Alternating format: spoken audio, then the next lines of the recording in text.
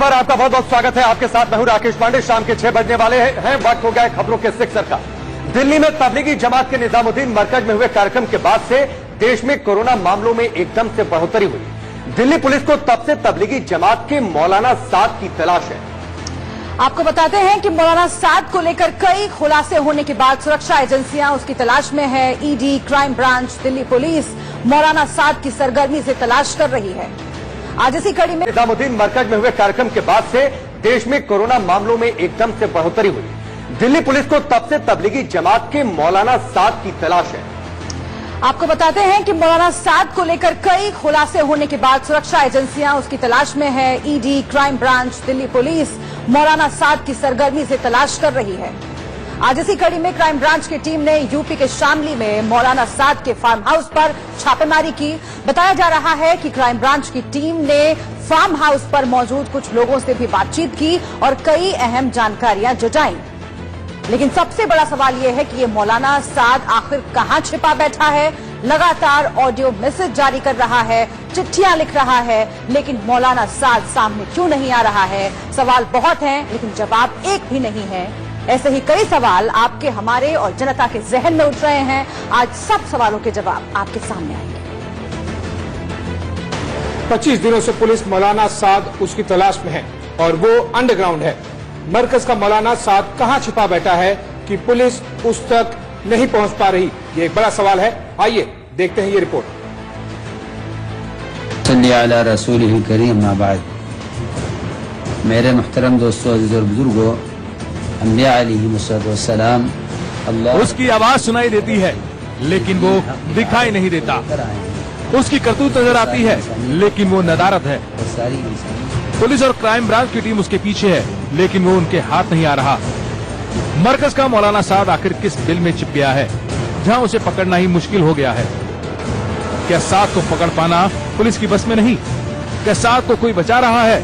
आखिर क्यों नहीं पकड़ा जा रहा मरकज का शैतान मौलाना साद? देश भर में उसके जमातियों की घिनौनी हरकतों के बाद साद के सुर तो बदले हैं लेकिन वो सामने नहीं आया है। लॉकडाउन के दौरान धार्मिक जलसा आयोजित करने के आरोपी तबलीगी जमात के प्रमुख मौलाना साद ने जमातियों से अपना प्लाज्मा दान करने की अपील की है। साद अब चाहे जो कुछ भी कहें, लेकिन उसकी ये हरकत साफ जाहिर करती है कि वो देश का दुश्मन नंबर 1 है। देश के अलग अलग राज्यों में कोरोना मरीजों की जितनी तादाद है उनमें से एक बड़ा हिस्सा जमातियों का है। आंकड़ों से समझिए, देश 14,759, जमाती 30%। उत्तर प्रदेश 1,184, जमाती 59%। दिल्ली 2081, जमाती 63%। तमिलनाडु 1,520, जमाती 84%। तेलंगाना 873, जमाती 79%। झारखंड 46, जमाती 38%। आंध्र प्रदेश 722, जमाती 61%।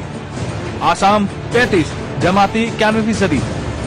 अंडमान निकोबार 16, जमाती 81%। सबसे बड़ी बात यह है कि अपने जमातियों को खून देने के नाम पर अच्छाई का झूठा प्रोपोगेंडा करने वाला साद आखिर सामने क्यों नहीं आता? उसके खिलाफ संगीन धाराओं में मामला दर्ज है। वो पुलिस के सामने सरेंडर क्यों नहीं करता? साद की ही तरह उसके जमाती भी छुपकर क्यों बैठे हैं? आइए आपको दिखाते हैं कि जमातियों की वो करतूतें जिसने पूरे देश में कोरोना का खतरा कई गुना बढ़ा दिया है। कैसे देश के अलग अलग हिस्सों में जमाती सामने आते रहे और कोरोना का संक्रमण बढ़ता रहा। प्रयागराज 16 विदेशी जमातियों समेत 30 लोगों की गिरफ्तारी। भागलपुर तबलीगी के सैकड़ों कार्यकर्ताओं के छुपे होने पर हड़कंप। रायबरेली एक दिन में मिले 33 संक्रमित, 31 तबलीगी। कानपुर 8 विदेशी जमाती पकड़े गए, 28 अप्रैल तक क्वारंटीन किया। कुशीनगर 2 जमातियों को पुलिस ने पकड़ा, छुपे हुए थे। इंदौर 4 कोरोना पॉजिटिव जमाती मुरैना में गिरफ्तार हुए। मरकज के मौलाना मोहम्मद साद के अलावा जमाती भी पूछताछ में सहयोग नहीं कर रहे हैं। ऐसे में पुलिस को उन लोगों को ढूंढने में परेशानी आ रही है जिनसे जमाती मिले हैं। देश भर में कोरोना फैलाने वाले इस साद को पकड़ना ही होगा और देश को कोरोना से बचाने के लिए देश में छिपे एक एक जमाती पर भी शिकंजा कसना होगा। Bureau report, India news.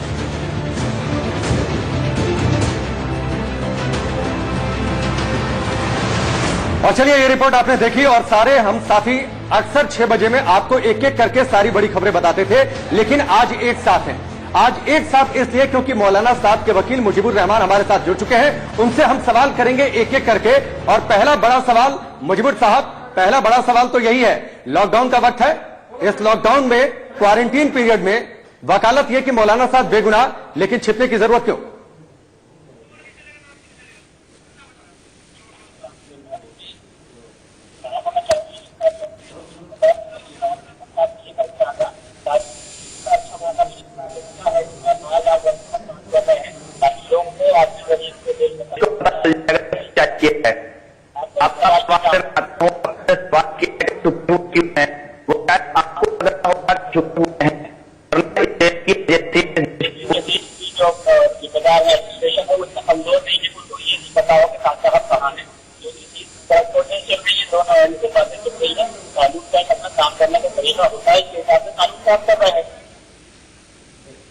Mujibur साहब, हम आपसे संपर्क साधने की एक बार फिर से कोशिश करते हैं, क्योंकि आपके ऑडियो में थोड़ी सी तकलीफ, थोड़ी सी समस्या आ रही है। मेरे तमाम साथी मेरे साथ जुड़े हुए और हम सब इस बात को, इस सवाल को लगातार पूछ रहे हैं कि अगर मौलाना साहब ने कोई गुनाह नहीं किया, अगर इतने दिनों तक मौलाना साहब पाक साहब थे, तो छिपने की जरूरत क्या थी? अगर आपको मेरा सवाल सही सुनाई पड़ रहा है तो यह सवाल मेरा नहीं है, इंडिया न्यूज का भी है और भारत यानी इंडिया का भी है।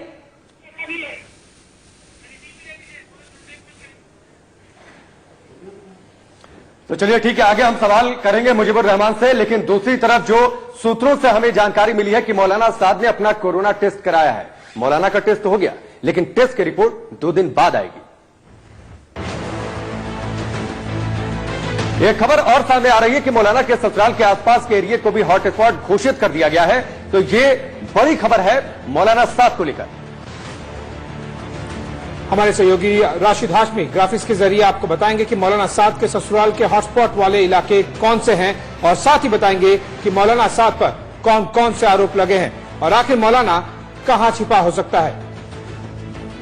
कि मौलाना साद के ससुराल वाले पूरे इलाके को हॉटस्पॉट जोन घोषित कर दिया गया है। ये इलाका कौन सा है? सहारनपुर के उस इलाके तक भी आपको ग्राफिक्स के जरिए हम लेकर के चलेंगे।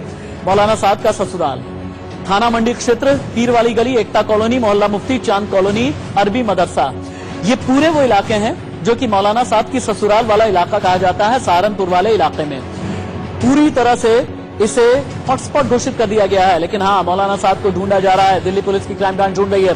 सवाल बहुत बड़ा है, मौलाना साहब के ऊपर आरोप क्या क्या लगे हुए हैं, ये आपके लिए जानना बेहद जरूरी है। तो देखें आप, मौलाना साद पर अभी तक किन किन धाराओं के तहत आरोप लगे हैं। एक बार मैं चाहूंगा कि दिल्ली पुलिस ने किन किन धाराओं वाले आरोप तय किए हैं मौलाना साहब के लिए, देखिए आप। अगला ग्राफिक्स दिखाएं।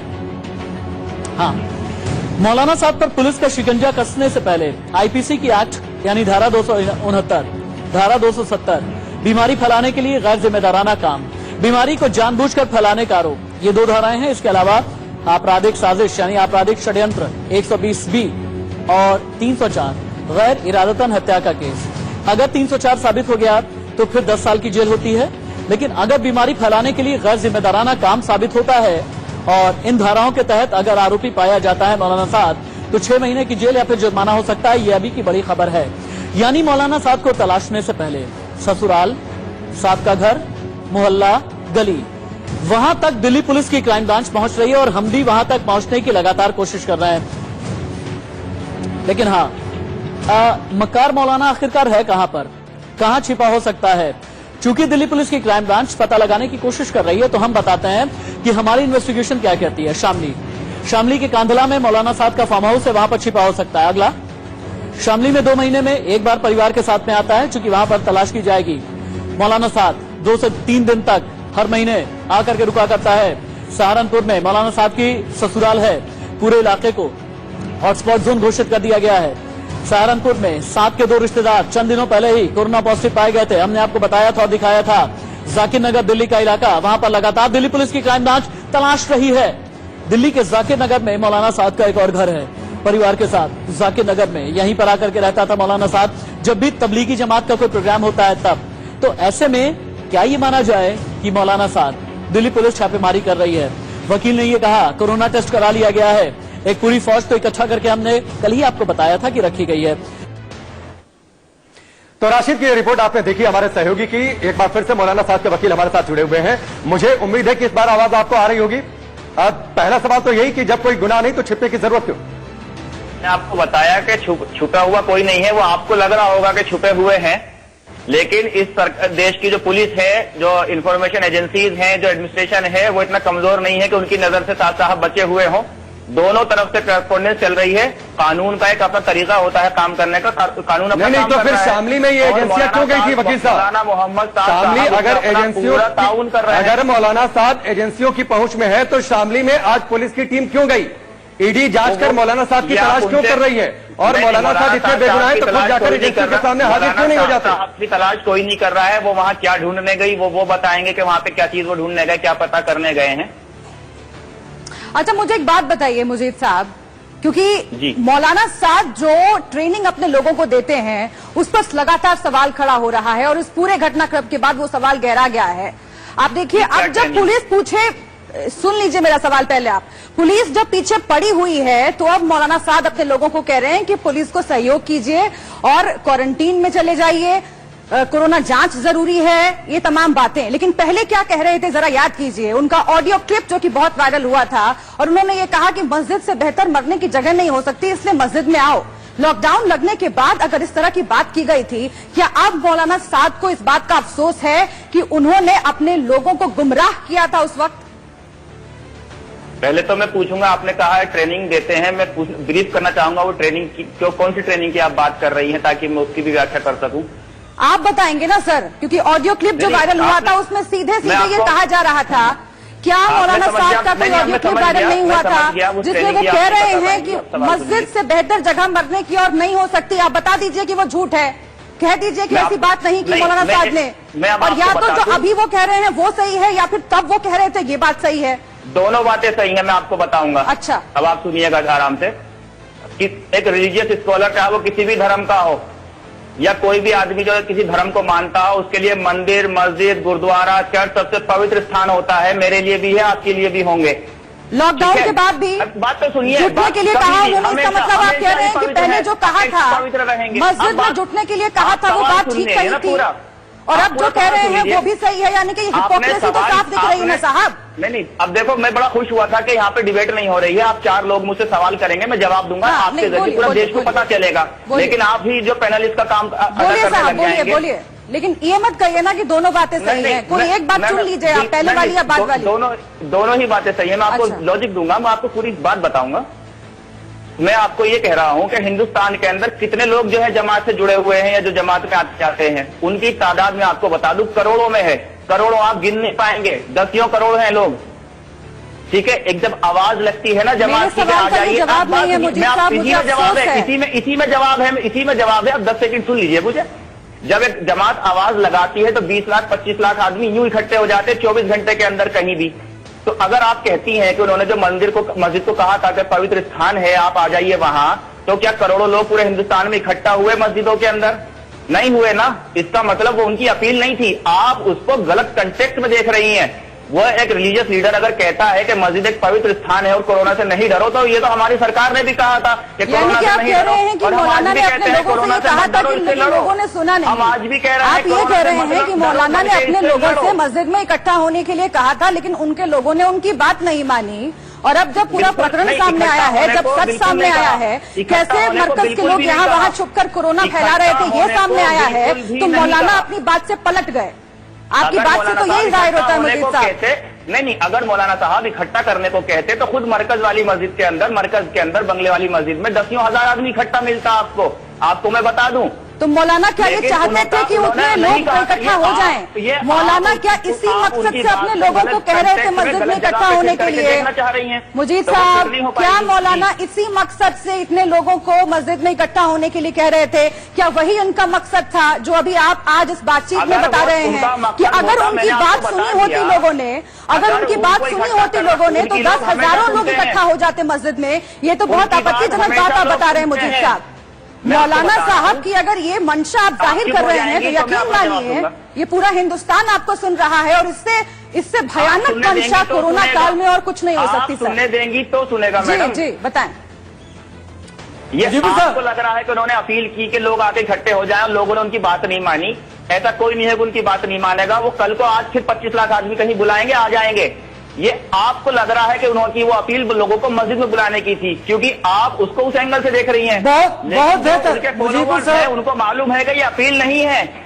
आप गलत कोई पुरानी चीज मुजीबर साहब, गलत जगह मुजीबर पे शिफ्ट साहब। कर रही हैं, तो हमें मालूम है कि ये अपील नहीं है। ठीक है, इसलिए बहुत लोग नहीं बेहतर। आए। मुजीबर साहब, आपका मुजीबर साहब, मैं perspective अपना है जो सवाल देखने रखता का। हूं, मैं अपना जी, सवाल रखिए, रखता हूं और आपके पास पूरा वक्तों का जवाब दें। सीधे सीधे मरकज में जुटे जमातियों के बारे में जानकारी क्यों छिपाई गई थी? एक, विदेशों से आए जमातियों का ब्यौरा क्यों नहीं दिया गया? ठीक है, मैं अब आपको बता दूं। आपने कहा विदेशियों से में आए जमातियों का ब्यौरा क्यों नहीं दिया गया। मैं आपको बता दूं, एक LIU होता है। रखता हूं, मैं अपना जी, सवाल रखिए, रखता हूं और आपके पास पूरा वक्तों का जवाब दें। सीधे सीधे मरकज में जुटे जमातियों के बारे में जानकारी क्यों छिपाई गई थी? एक, विदेशों से आए जमातियों का ब्यौरा क्यों नहीं दिया गया? ठीक है, मैं अब आपको बता दूं। आपने कहा विदेशियों से में आए जमातियों का ब्यौरा क्यों नहीं दिया गया। मैं आपको बता दूं, एक LIU होता है, लोकल इंटेलिजेंस यूनिट। उसका एक ऑफिस जिम्मेदार IB का, उसको सिर्फ यही ड्यूटी अपॉइंट की गई है कि साहब आप जमात के ऊपर नजर रखें और जो भी जमाती विदेशी यहाँ उतरता है मरकज में, फिर वहां से कहां गया उसको पूरा ट्रेस करते रहना है जब तक कि वो इंडिया से बाहर न चला जाए। डेली उसकी रिपोर्ट बन के डेली होम मिनिस्ट्री में और IB में जाती है। तो अब आप ये बताइए, इंफॉर्मेशन मैं IB से मांगूंगा अपने लोगों की, IB मुझसे मांगेगी? समझ में आ गई? विदेशियों की इंफॉर्मेशन उनके पास हमेशा है। दूसरी चीज, जानकारी छुपाई। अब जानकारी छुपाने वाला कौन सा इसमें पहलू रह गया? जो अगर आप SHO की वीडियो सुनेंगे जो 24 तारीख की है, 24 मार्च की, उसमें वो क्या कह रहे हैं कि मुझे मालूम है कि यहाँ 1400-1500 आदमी हमेशा रहता ही है, क्योंकि वो मरकज क्या है कि वो किसी छोटा सा सवाल, मुझे साहब जो आप कह रहे हैं कि बात समझ में आ गई, छोटा सा सवाल है। मुझे 10 सुनिए सेकंड ना, दीजिए। विदेशी लोगों की बातें आपने क्यों छुपाई, इसको लेकर के अब मेरा सवाल सुन लीजिए। छोटा सा, मैंने तो बता दिया कौन सी बात छोटा सा सवाल है सर। हवाला कारोबार से जुड़ी हुई बातें अब सामने आ रही हैं, मनी लॉन्ड्रिंग से जुड़ी हुई बातें अब सामने आ रही हैं। क्या इसी को छुपाने के लिए आपने विदेशियों की जानकारी नहीं दी थी? लॉजिकल जवाब दिए तो आप बीच में कूद रही हैं। आप पहले मुझे जवाब पूरा देने दें, आप बीच में ना कूदें। देखिए, मैं बहुत सभ्य तरीके से जवाब दे रहा हूं आपको। मुझे बड़ा अच्छा लगा कि आपने मुझे 1-to-1 करने बुलाया। अगर आप मुझे पहले बताते, मैं और बहुत सारे डॉक्यूमेंट्स लेकर के आता। चलिए ऐसे करके मुजीब जी, आपका एक बड़ा हिस्सा जो आपका आया, एक नया प्रश्न, एक नया डिमेंशन का ये भी है कि जमातियों ने देश में कोरोना फैलाया। अब सवाल यह है कि आप कह रहे हैं कि इंफॉर्मेशन दी नहीं दी IB LIU, आखिरकार गुनहगार कौन है जब 1/3 आंकड़े लगभग जमातियों की वजह से हैं कोरोना पॉजिटिव के? तो आखिरकार गुनहगार कौन होगा? दूसरा, मरकज में जमातियों को ट्रेनिंग किस तरह की दी जाती है? क्या ये नर्सों से बदतमीजी करने की, बोतलों में शराब पेशाब फेंकने की, इस तरह की कई रिपोर्ट्स आई हैं। तीसरा, जमातियों ने आखिर कोरोना वॉरियर्स पर अटैक क्यों किया? ये आप अभी तक जो दलील आपकी चलती रही है वो क्या हुआ था, क्या हो रहा है या क्या नहीं हो रहा है, उस पर है। आखिरकार कोई ना कोई तो गुनहगार होगा ही।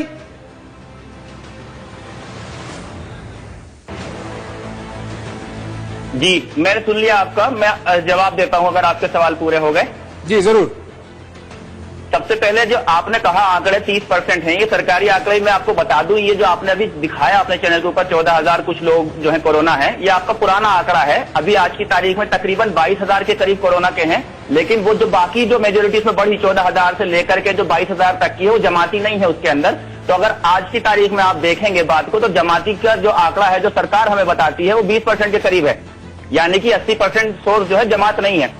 और अभी अभी हमारे बीजेपी के प्रवक्ता सुधांशु साहब एक टेलीविजन के ऊपर बैठ के ये कह रहे हैं कि जो विदेशी हिंदुस्तान के अंदर आए, आप सुन पा रहे हैं मुझे? मुजीब भाई बिल्कुल आवाज आ रही है ना, बिल्कुल, कि जो विदेशी आए हैं वो 3 या 4 महीने पहले आए थे। तो जब वो 3 या 4 महीने पहले अगर वो आए थे तो फिर कोरोना उनके पास तो रह नहीं गया। इसका मतलब ये है कि उनको खुद हिंदुस्तान में आने के बाद कोरोना हुआ। उनके ऊपर गलत ट्रैवल हिस्ट्री को लेकर मुजीब भाई उनके ऊपर सवाल अलग अलग लगाए जा रहे हैं। लेकिन मैं नहीं कह रहा, मैंने तो सुधांशु त्रिवेदी साहब है जो मुजीब भाई, मैं आपको आपका मौका दे रहा हूँ, मेरा सवाल सुन लीजिए मुजीब भाई, बहुत छोटा सा है और मैं बीच में नहीं आऊंगा। मैं आपके सवाल का जवाब दे दूं पहले, फिर आपके सवाल चलिए, बेहतर बोलिए। तो जो वुहान से जो कोरोना को मंगवाया गया था, जो वहां पर वुहान में जो अमीरों के बच्चे पढ़ रहे थे, मेडिकल कर रहे थे, केरला के अंदर उन्हीं के जो है वो लोग पॉजिटिव निकले, उन्हीं से कोरोना आया। और भी सोर्सेज हैं। इंदौर के कलेक्टर ने क्या कहा कि हमारे यहाँ जो कोरोना फैला है वो बाहर से लोग जो आए हैं उनसे फैला है। मुझे जी पॉइंट आप ये कह रहे हैं, पॉइंट टेकन। मुझे जी आपका उत्तर सुन लिया, आप ये बताइए। नहीं, अभी आपने दूसरा नहीं सुना मेरा। नहीं, आप पहले गलत है ना आपने। आप ये बताइए मुझे जी, लेट्स हैव कन्वर्सेशन ना। आपका उत्तर सुना। आप कह रहे हैं कि जमातियों ने वायरस लाया नहीं, यहाँ पर लाया नहीं, इसका मतलब है कि फैलाने का लाइसेंस मिल जाएगा। लाने वाला सवाल नहीं है, फैलाने वाला सवाल है। नहीं, फैलाया कैसे? जब लाया घरों में, तो फैलाएगा क्यों? सामने नहीं आ रहे। लाया ही नहीं तो फैलाएगा कैसे? जब लाया ही नहीं तो फैलाएगा कैसे? तो 20% आप ही मान लेते हैं। चलिए 30-35% छोड़ दीजिए, आप ही का आंकड़ा मान ले। ये 20% कैसे फैला फिर? जमाती आप ही ने कहा ना, जमातियों से 20% फैला है। मैं बता दूं, जैसे बाकी 80% शिकार हुए कोरोना के, ऐसे ये भी हो गए शिकार। तो सामने क्यों नहीं आ रहे? बाकी 80% सामने आ रहे हैं, टेस्ट करा रहे हैं, हॉस्पिटलाइज हो रहे हैं, ये 20% क्यों नहीं आ रहे? हाँ, मैं अब आपको बता दूं इस सवाल का जवाब। सबसे पहली बार जब ये मामला मीडिया में आया तो सरकार की तरफ से, क्योंकि ये जमात का पैटर्न 100 साल से चल रहा है, वो पूरे एक जगह इकट्ठे होते हैं और पूरे देश में जगह जगह जाते हैं, मस्जिदों में जाके रुकते हैं 3-3 दिन, 4-4 दिन। ये पैटर्न है, ये सबको मालूम है, LIU को मालूम है, उसके ऊपर ट्रेस किया जाता है कहां कहां गए। तो जब ये मामला पता चला कि जमात में, मरकज में कुछ लोग जो हैं वो पॉजिटिव पाए गए हैं, तो ये सबसे पहली जिम्मेदारी सरकार की बनती थी, भारत सरकार की, केंद्र की, कि उनको डिफरेंट स्टेट्स को एक एडवाइजरी जारी करनी थी और जमात को लेकर के एक प्लान बनाना चाहिए था कि जमातियों को किस तरीके से। आप बात सुन लीजिए जनाब, आप बात सुन लीजिए। सरकार नहीं चला रही जमात। दिक्कत है मुझे भाई, आप तर्क से हट रहे हैं। सरकार नहीं, बिल्कुल हट रहे हैं, इसलिए मुझे सब्मिशन अपना करना पड़ा। आज तक कोई स्टेटमेंट ऐसा नहीं आया कि जमाती आप लोग बाहर निकलिए, आप फला जगह पर क्वारंटाइन किए जाएंगे, आपके लिए ये इंतजाम है और घबरानी। बल्कि मीडिया ट्रायल हुआ, मीडिया ट्रायल में कुछ गलत वर्ड इस्तेमाल हुए, मैं बता दूं, उनकी वजह से लोग छुपे भी होंगे कि आपको गोली मारी जाएगी, आप कोरोना जिहादी हैं, आप कोरोना बम हैं, आप कोरोना फैलाने आए हैं, आप साजिश। तो ऐसी और पॉइंट ले लिया मुझे भाई पॉइंट ले लिया। हमें मौका दीजिए, हमें मौका दीजिए, हमें मौका दीजिए कि हम अपनी बात रख सकें। देखिए, आपने एक बात यहां पर कही कि पुलिस, LIU सबको पता है, यहां तक कि मैं मानता हूं आपको भी पता है, तो क्यों नहीं आप बताते कि मौलाना साद कहां है? एक बात। दूसरा, आपने कहा कोरोना को लेकर 20% है, 1 से 2, 2 से 4 कोरोना नहीं फैलता है, ये 1 से 1000 में भी जा सकता है। तो क्या जिम्मेदारी उन 20% की आंकड़े बढ़ाने में नहीं है? और तीसरा, अगर गुनाह नहीं किया, छिपे क्यों हैं, सामने क्यों नहीं आते? आप मानते हैं, आप वकील हैं, कोई आम आदमी होता तो क्या छुपा रह सकता था? मैंने आपको बताया कि अगर वो आम आदमी होते तो क्या छुपे रह सकते थे? नहीं, वो कोई भी हिंदुस्तान के अंदर नहीं छुपा रह सकता मेरे भाई। कहां है यही बताइए। इतनी कमजोर नहीं है कि उनको नहीं मालूम। ये सरकार अगर नहीं बताना चाहती है, या एडमिनिस्ट्रेशन नहीं बताना चाहता है, तो कोई पॉइंट होगा उसके अंदर। ठीक है, तो मुझे साहब बहुत आराम से, इत्मीनान से मैं 2 बातें आपके सामने रखता हूं। वो 2 बातें हमारी ओर से नहीं है, वो 2 बातें आप लोगों की ओर से फैक्ट रखी गई हैं। पुलिस ने एक वीडियो जारी किया था, उस वीडियो में मरकज के लोग थे, उन्होंने कहा था, पुलिस ने पूछा कितने लोग हैं अंदर, उन्होंने कह दिया साहब 1500 लोग निकल गए, 1-1500 के आसपास और बचे हुए हैं।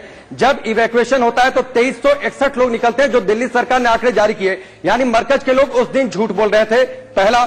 दूसरा ये कि मौलाना साद की ओर से यह कहा गया क्वारंटीन में हूं, 14 दिन का क्वारंटीन पीरियड है। क्या अभी ये 14 दिन का खत्म नहीं हुआ, या मौलाना साद के लिए क्वारंटीन पीरियड अलग से डिसाइड किया गया है? जी, मैं आपका सवाल मैंने सुन लिया। पहले मैंने आपसे ये कहा कि उसने पूछा कितने आदमी हैं, तो आपने वीडियो को जब और आगे तक चलाएंगे तो उस ऑडियो में वो जो SHO साहब है निजामुद्दीन पुलिस स्टेशन का, वो खुद से ये बात एक्सेप्ट कर रहा है कि इतने आदमी, 1500 के करीब आदमी हमेशा वहां रहता, मुझे मालूम है। नहीं, मरकज के लोगों ने कहा था कि 1500 लोग हैं, निकाले गए तो 2300 लोग आ गए। और दूसरी बात बता दूं आपको, कभी केजरीवाल का ट्वीट आप देखेंगे तो 1800 आदमी बता रहे हैं, कभी वो 1500 आदमी बता रहे हैं, कभी वो 2300 आदमी बता रहे हैं। तीनों ट्वीट में एक साथ पोस्ट कर दूंगा, आपको टैग कर दूंगा मैं आपको।